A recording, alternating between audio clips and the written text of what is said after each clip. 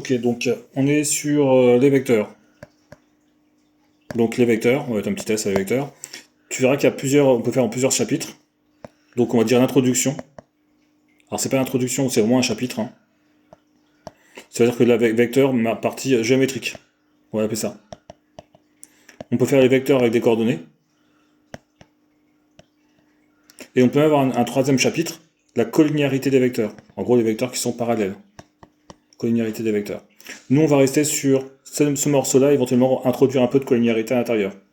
Alors, qu'est-ce que c'est qu'un vecteur? Un vecteur, c'est un outil mathématique qui est représenté par une flèche, avec un point de départ et un point d'arrivée. C'est important, le point de départ et le point d'arrivée. Et qu'on écrit AB comme ça. On peut aussi avoir une flèche, elle peut être plus longue ou plus courte, hein, et on peut l'appeler juste avec une lettre U. D'accord. Donc quand c'est AB, on met un A en début et B à la fin. On peut écrire AB en dessous, ou sur le côté, comme tu veux. Quand c'est U, c'est une seule lettre, on la met plutôt sur le vecteur au-dessus. Bien sûr, si on l'écrit à côté, on écrit U comme ça. Un vecteur, donc un vecteur, il a trois caractéristiques. Il a une direction, il a un sens, et il a une norme. La norme, c'est aussi la longueur du vecteur.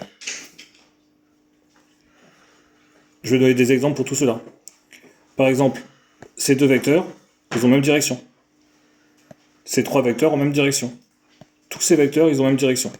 Même si je le fais plus loin, même si je le fais comme ça, simplement parce qu'ils sont parallèles. Tous ces vecteurs ont la même direction. Le sens, je vais faire en noir, ces deux vecteurs ont le même sens. Tous ces vecteurs ont le même sens. Les vecteurs qui sont en vert, ils ont le même sens entre eux, mais ils ont le sens contraire par rapport aux vecteurs en noir. C'est-à-dire que tous les vecteurs noirs ont le même sens, tous les vecteurs verts ont le même sens, mais les noirs et les verts, ils ont les sens opposés. Supposons que, on va pas le faire comme ça, on va juste arrêter là. La norme, c'est la longueur. Alors, ces deux vecteurs ont même norme, c'est-à-dire qu'ils ont même longueur. D'accord. Mais ils n'ont pas la même direction, automatiquement, s'ils n'ont pas la même direction, il n'y a pas de notion de sens identique ou pas identique, parce que pour avoir le même sens, il faut déjà avoir la même direction. Donc on va essayer de détailler un petit peu maintenant. Par exemple, ces deux vecteurs-là, ils sont identiques. Donc j'ai appelé U, j'ai appelé V. E égale V, parce qu'ils ont tous identiques. Ils ont même direction. Ils ont même sens. Ils ont même norme. C'est-à-dire qu'ils ont même longueur. Ces deux vecteurs ici, ils sont pas identiques. Ils sont pas égaux. Il n'y a pas d'égalité. Je peux pas écrire U égale V. Ça, je peux pas l'écrire. Enfin, je peux écrire que U est différent de V. Mais je peux pas écrire l'égalité. Ils ont même direction. Ils ont même sens. Par contre, ils ont même sens, oui. Ils ont des longueurs, donc des normes. On peut dire norme ou longueur, hein. Mathématiquement, on dit norme, mais si tu mets longueur, c'est pas très grave. C'est pas très mathématique, non, ta prof, elle voudra pas. Tu mettras norme. Ils ont des normes différentes. Alors, juste la norme du vecteur, quand on a une seule lettre, on l'écrit comme ça. On va pas écrire U, on va pas écrire comme ça. D'accord? Parce que c'est très moche, on va écrire comme ça. Par contre, quand on veut la norme du vecteur AB, on peut écrire comme ça veut dire la norme du vecteur AB, mais on peut aussi écrire comme ça, parce qu'on a deux lettres. D'accord? Donc là, on avait deux vecteurs qui avaient même direction, même sens, mais des normes différentes. Ces deux vecteurs-là, ils ont même direction, donc ils sont pas identiques, hein. Pour être identiques, il faut avoir les trois caractéristiques, même direction, même sens, même norme. Ils ont sens opposé, et ils ont normes différentes. Donc ils sont pas égaux. Ces deux vecteurs-là, ils ont donc pas la même direction, donc direction différente. Non, on va écrire en toutes lettres, on va écrire bien. Nadia, vous avez vu mon mari? Il est sorti, non? J'ai pas fait attention, il m'a dit, c'est lui qui m'a ouvert la porte, mais après j'ai pas vu depuis. Donc ils ont direction opposée, hein, pas la même direction, pardon. Ils ont, il n'y a pas de notion de sens ici. Je vais même pas écrire sens parce que s'ils ont pas la même direction, ça sert à rien de parler de sens. D'accord. Et ils ont des normes identiques. D'accord, mais ils sont toujours pas égaux. Ça marche pour ça, donc on a à peu près tout fait. Alors, la figure de base pour les vecteurs, c'est les parallélogrammes. dans le parallélogramme ABCD, on a le vecteur AB qui est égal au vecteur DC. Donc on a A, B, C, D parallélogramme. Attention, on tourne dans le même sens, A, B, C, D. Et on a AB qui est égal à DC. D'accord? Attention, AB n'est pas égal à CD. Parce que AB, il va... Je vais faire en jaune, hein. Je vais faire en bleu. AB va dans ce sens-là. D'accord? Et CD va dans ce sens-là. Donc ils peuvent pas être égaux. Par contre, ils ont même longueur et même direction. Donc si je mets un moins, ça marche. Ils sont opposés. D'accord? Petite propriété. AB, c'est la même chose que moins BA. Ça veut dire que si tu as un moins devant un vecteur, imagine que tu as le vecteur...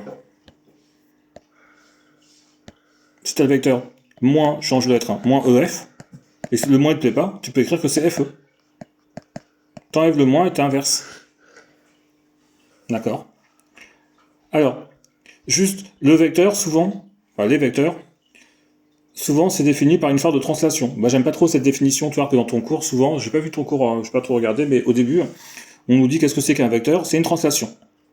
Donc on définit un vecteur, on prend un point A, et on fait son image du point A par la translation de vecteur U. C'est-à-dire qu'on prend A et on crée son image en faisant A', tel que AA' est égal à U. Et après, souvent, ce qu'on fait, c'est qu'on fait, je vois pas l'intérêt, hein, on fait des figures, et on te dit, oui, tracer la translation de la figure A, B, C, D, qui passe de translation de vecteur U, ou qui passe de M à M'. Donc tous les points, on les décale, comme ça, même direction, même sens, même norme, tel que à chaque fois ici j'ai eu, et après on rejoint des points et on obtient la même figure. Je vois pas l'intérêt, bon, donc je le fais pas, en exercice on verra après. Alors, imaginons que ici c'est vous, monsieur. Rappelez-moi votre prénom. Ilyes. Avec un O ou avec un I? I-L-Y-S. Oh, c'est pas très grave, ça va la suite. Ilyes, ok. Imaginons que ici il y a Clara. Qui est Clara. Donc je sais pas c'est qui. D'accord. Et ici c'est le lycée. Donc, soit tu vas au lycée directement, soit tu passes, avant d'aller au lycée, par Clara. En termes de distance, bah ici tu as 3 km par exemple, ici tu as 2 km. La distance, si tu passes par chez Clara et que Clara n'est pas directement sur le chemin, elle n'est pas ici, bah tu mettras plus de temps. Donc par exemple ici c'est 4 km, pour passer directement de Ilyes au lycée, de chez toi au lycée. Si tu passes par Clara, bah c'est un peu plus. En termes de vecteurs,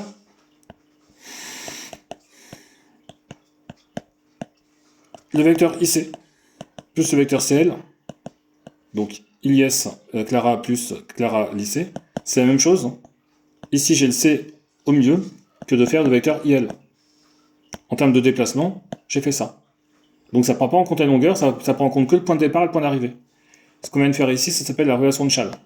Là, ça, par contre, on n'a pas fait. Oui, je sais. Encore. Chasles, comment on écrit comme ça? C-H-A-C-H-A-S-L-E-S.